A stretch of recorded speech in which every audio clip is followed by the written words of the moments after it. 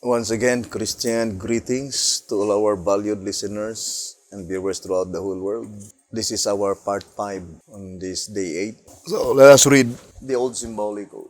2 symbolic code number 10, page 9. 2 symbolic code number 2, page 9. It says, "From these scriptures we are not, however, to draw the erroneous conclusion that all of the first fruits are demanded by the Lord. God requires only an offering of the first fruits." So, let us focus our attention to the first of the first fruits. Who are they? The first of the first fruits. Let us read Leviticus of the Obedient on page 3, 2 symbolic code. Okay, 2 symbolic code number 10, page 9. So let's read Leviticus of the Obedient, page 8. It says, "Second, it purports itself to be the first of the first fruits of the living, the vanguard from among the present-day descendants of those Jews who composed the early Christian church." Who are they, the first of the first fruits? The Obedient, according to this reading. Leviticus of the Obedient, page 3. "Second, it purports itself to be the first of the first fruits of the living, the vanguard from among the present-day descendants of those Jews who composed the early Christian church." So, brothers and sisters, God cannot save the entire first fruits with such situation today among the media, fighting against each other. In 1 TG, number 45, on page 14, I would like to read. 1 TG number 45, on page 14, page 12 rather. 1 TG number 45, page 12, it says, "We are to study the 66th chapter of Isaiah. In this chapter, the Lord speaks to two groups of servants. The servants up to the cleansing of the sanctuary, Daniel 8:14, up to the judgment for the living, the purification of the church, Testimonies, volume 5, page 80. The time in which they are found smiting their fellow servants, eating and drinking with the drunken." Who are they, the servants mentioned here, by which their boundary line is only up to the cleansing of the sanctuary, Daniel 8:14, up to the judgment for the living, the purification of the church? Who are they, brothers and sisters? It could not be the Seventh-day Adventist Church, because the leadership of the Seventh-day Adventist Church was already rejected by God in 1930. Let's read the old symbolic code. 2 symbolic code number 10, page 6 and 7. The foregoing statement simply means that God limited to the leaders of the Seventh-day Adventist denomination 1 year in which to accept the sealing message and to carry it to the church through the instrumentality of the old organization, and that if they still continued after the expiration of this limited period of grace to reject the message, He would spew them out of His mouth, reject them as His servants. And that now, since this limited period of grace has expired, though they are demoted, if they should accept the message and desire to carry it to the laity, they must humble themselves by working in His appointed way under the messengers of His own choosing. 2 symbolic code number 10, page 6 and 7. That statement is very plain, that in 1931, God rejected the leadership of the Seventh-day Adventist Church. So we can easily understand that since 1930, or from that time onwards, the ministry recognized by God as His is the Davidian ministry. But, brothers and sisters, they need to prove themselves faithful. And the mere fact that the Davidian are divided is the strongest proof of their unfaithfulness. And God gave them the boundary line only up to the judgment for the living, the last and the final day of atonement. Now let me read to you here on 1 SR on page 60. It says, "Both Esau and Jacob represent two sinful classes. Esau by the color of his skin and Jacob by his name. The names of both were changed. Jacob because he coveted something worthwhile. Esau because of lust. Jacob's name meant deceiver. The name Esau in Hebrew, hairy, which symbolically would be honored, as previously explained, means he that finishes. Note the remarkable meaning of the name, signifying the class given the privilege to finish the work. What is the name Esau? That name is honorable, meaning he that finishes. And that name must be given to the class of people that have been given the privilege to finish the work. And it says, in Revelation 3, verse 14 to 16, we read, and unto the angel of the church of the Laodiceans write. So in this reading, in 1SR page 60, the Esau here is the leadership of the Laodicean, by which such leadership had been given by God the privilege to finish the work. Now the question is it the Seventh-day Adventist church leadership? Have they been given the privilege to finish the work? Now let us read 2TG, number 15. It says here, on page 6, thus it was that the first Advent movement was reorganized and renamed Seventh-day Adventist. The Seventh-day Adventist organization, therefore, will not finish the work. 2TG 15, page 6. So the voice of inspiration says, brothers and sisters, that the Seventh-day Adventist organization, they will not finish the work because the divine commission given to them is only to many nations, not to all nations. Here in White House Recruiter, page 22, the next decisive point of truth is that the judgment of the dead was to be proclaimed to many peoples and nations and tongues and kings. Revelation 10:11. Mark the word many, it never means all and never means every. White House Recruiter, page 22. Therefore, there is no escaping the conclusion, my dear brothers and sisters, that the name Esau cannot be applied to the Seventh-day Adventist Church in its direct application. Because they are not the one who will finish the work, while the name Esau must represent the class of leadership by which they have been given the privilege to finish the work, and there is no other than the Davidian. So, it can be easily understood that the Laodicean mentioned there is the antitypical Laodicean. They have been given the privilege to finish the work. The exact application to the Seventh-day Adventist Church is Edom, indicates the name Edom breaking health reform. But the name Esau is not. The name Esau is an honorable name, indicates to the class of people by which they have been given the privilege to finish the work. Here in 1SR, it says here in page 156, Edom is another name for Esau. See Genesis 25:30. Esau had his name changed because he sold his birthright for a bowl of pottage. The class here are termed Edom because they have sold their birthright for self-gratification to satisfy lust, the god of appetite, disregard of health reform. So what is the name Edom? Disregard of health reform.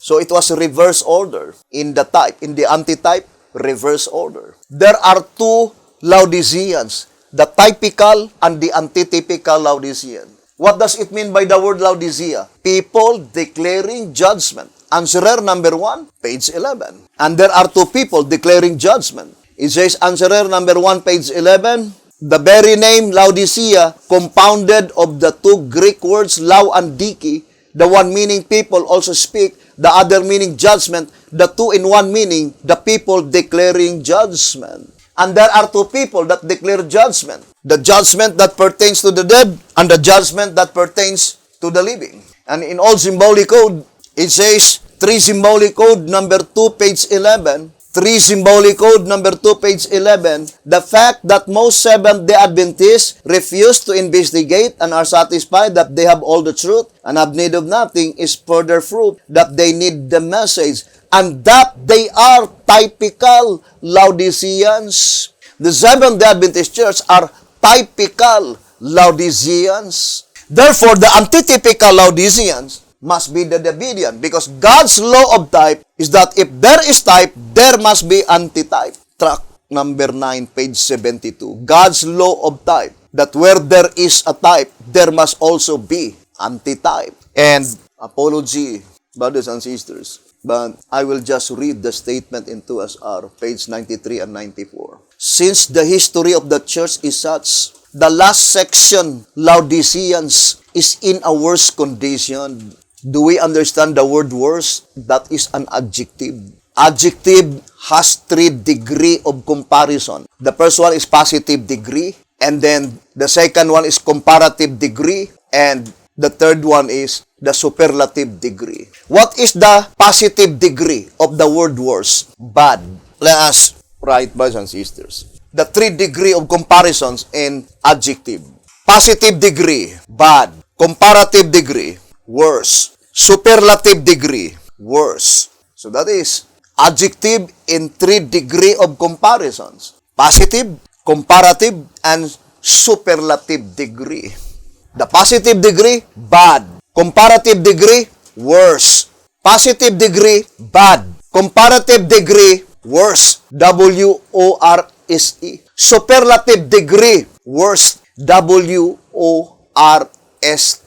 Grammatical rule is one way to recognize present truth. 2SR page 118. In 1SR 244, it is wonderful to note the inspiration of the scriptures. Perfect they are when their appointed time is come. Only at such an occasion are the scriptures grammatically correct. In 3 Symbolic Code, number 7, page 4, any interpretation that does not pay attention to language, it is inevitably false. And since, brothers and sisters, it is inscribed in comparative degree, the last section of the Laodiceans, comparative degree is used only to compare two objects. Now let us read again. 2SR page 93, it says, since the history of the church is such, and the last section, the Laodiceans, is in a worse condition, the last section of the Laodiceans. That is our situation today, because the last section of the Laodiceans is the Davidian. The condition of the Seventh-day Adventist Church is bad.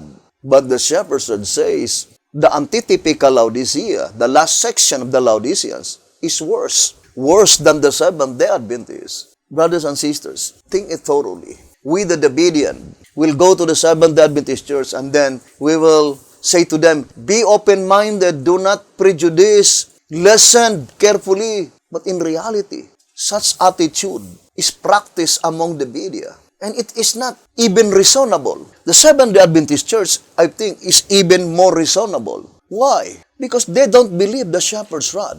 It is reasonable to them not to listen to the Davidian. Why?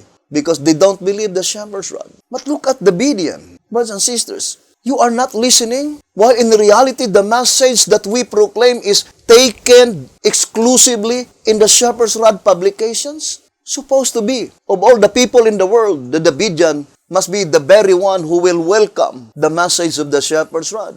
So this message is directly addressed to the Shepherd's Rod believers. Whether you like it or not, the boundary line given by God is only up to this Saturday. Only this coming Day of Atonement. To all the leadership among the Davidia. Brethren, this message in answerer number 4, I would like to read to you. Answerer number 4, on page 22 and page 23. It is concerning Isaiah 63. Now, I would like to read on page 23. It says, that whoever continues to hold his people in bondage, what bondage? Egyptian bondage. Do you understand, brothers and sisters?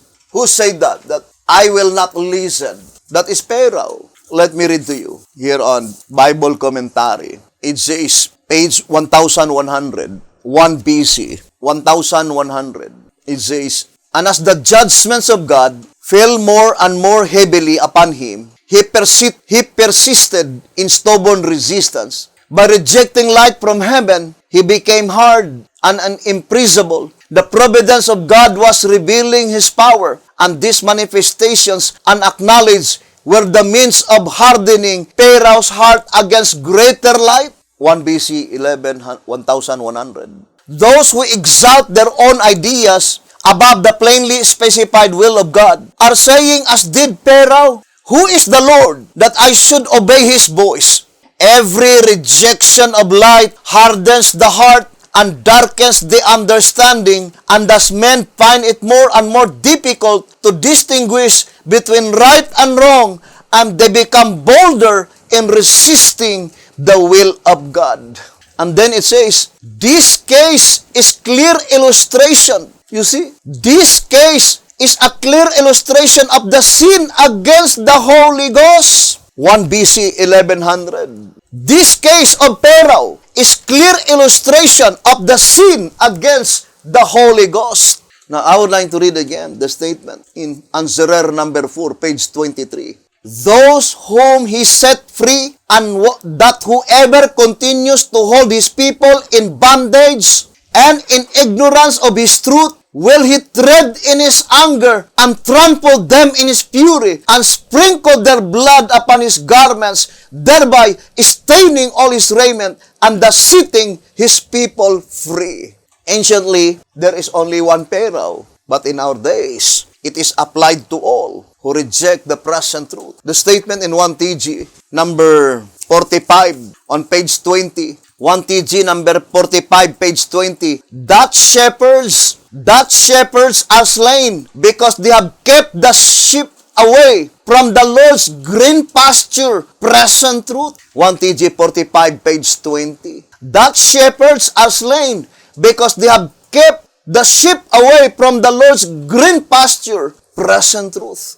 What is the green pasture? That is the present truth. Brethren, while probationary time still lingers, it is high time now to humble ourselves and to become among the great heroes of God. No one can hinder the truth, brothers and sisters. In track number 5, on page 55, it says, what a momentous truth today for a sectarian Christendom. Yes, this statement is even more applied to the Davidian. Look at the Davidian today. Different organizations. And how could we be able to convert the Seventh-day Adventist Church while we of ourselves fighting against each other? And all of us believe that our guide, our absolute guide is the shepherd's rod. They will be stumbled. And the situation of the Seventh-day Adventist Church, I think, is even good than the situation among the media, because the Seventh-day Adventist Church were not divided. They were one group of people throughout the whole world. And they were not speaking evil against each other. But we profess the Davidian. Look at on Facebook, in internet. Profess shepherd's rod believer. Brothers and sisters. It says here, what a momentous truth today for a sectarian Christendom. Let it admonish all who choose to walk in the light to avoid the mistakes of others. Oh, how terrible the thought of closing the heart and thereby turning a deaf ear to the pleadings of the Spirit of God. Think what great sorrow and suffering could have been averted had men not been so hardened in pride and self-conceit. It was too humiliating for those leaders in Israel of old to acknowledge their mistakes and receive corrections from God's humble servants, the prophets. But their ignoring of the truth did not perpetuate their exaltation in the eyes of the people as they had expected it to. Neither did their killing the prophets make right their error or cover their sins, nor did it silence God, but rather in course of time exposed their utter ignorance and uncovered their shame before the whole world. Should God's people at this time repeat the mistakes of the Jews, then the punishment decreed in the words, there shall be weeping and gnashing of teeth, would fail to find its intensity, its parallel in any age. A full realization, moreover, simply of the disappointment of being on the very verge of stepping into the paradise, but falling short and finding oneself instead plunged in hell, would be enough to stab one through and through with the most anguishing remorse. Brethren, hope that you will not misinterpret me. I love all the Davidian. I love all shepherd's rod believers. But the only thing is that it is very disheartening that some profess the Davidian have that spirit more than the spirit of the Seventh-day Adventist Church, because my experience, it seems easy to approach the Seventh-day Adventist Church than the Davidian, because the Davidian thinks that they are in the higher category, thinks that they knew everything because they are in the shepherd's rod for many years. And that's what they think, that they knew everything in the Shepherd's Rod publications. Brothers and sisters, while we are still approaching the Day of Atonement, let us pray each other and let us study closely the written Word of God, more particularly to the Shepherd's Rod publications. You know, Apostle Paul says that prophecy is not for them who don't believe. Here in 1 Corinthians, chapter 14, verse 22, wherefore tongues are for a sign not to them that believe, but to them that believe not. But prophesying serveth not for them that believe not, but for them which believe. You see? The shepherd's rod serveth not for them that believe not, but for them which believe. So that statement, hear ye the rod, it is even more definitely applied to the people who believe the rod. Because we believe the rod, then we need to hear the rod. So, of all the people in the world, we the Davidian must be the most loving people as far as the message cometh from the rod. We are happy. We are with joy and gladness, we listen to the message recorded in the shepherd's rod.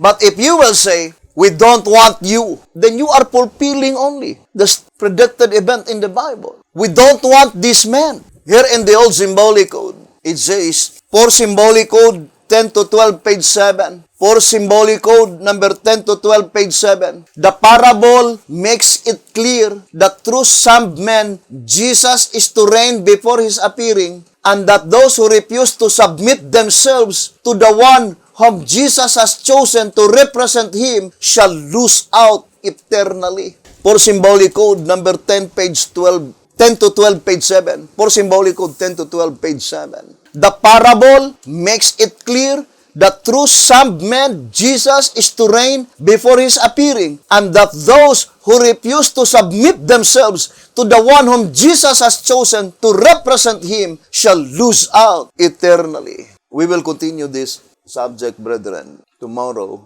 but at this time, I'm just trying my very best that I could be able to awaken your attention. The same with the statement here in Answerer number 1, page 9 and 10.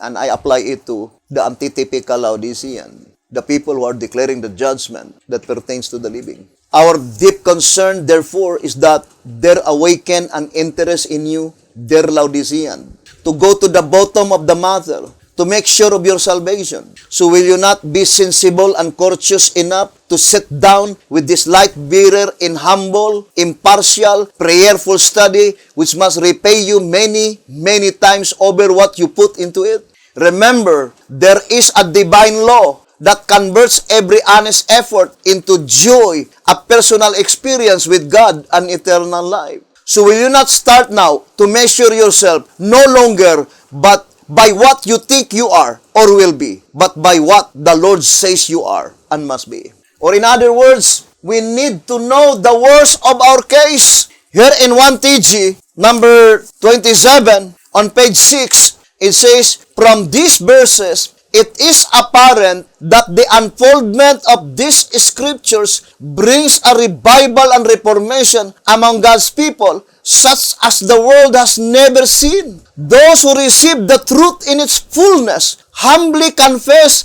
that they are sinners and that they wish to know the worst of their case. They gladly sacrifice anything and everything. To them, no sacrifice is too great that would bring them closer to the Lord. As soon as their pride of opinion leaves them, as soon as they humbly inquire how to come and bow before the Lord, just that soon the answers comes to them.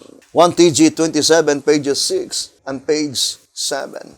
This is my last words here in 2SR 258. My brethren, 2SR 258. My brethren, these words are not against you, for it is God speaking through His word of truth to save you from the bottomless pit. Will you not let Him work for you and for His people? Will you not be His sheep? 2SR page 258. My brethren, these words are not against you, for it is God speaking through His word of truth to save you from the bottomless pit. Will you not let Him work for you and for His people? Will you not be His sheep? Thank you very much for listening and viewing this program. And apology, forgive me if I said something wrong and not appropriate. The only desire of my heart is that we, all of us, Shepherd's Rod believers, on this coming Day of Atonement, our names will be forever retained into that book. And we will shout hallelujah, glory to the Lord. Only joy or only experience can tell the joy of such one's heart at the time when you will hear the words of Jesus that our sins had been pardoned and forgiven and our names had been forever retained in the Lamb's Book of Life. Thank you very much. May the good Lord bless you and have a beautiful, wonderful evening.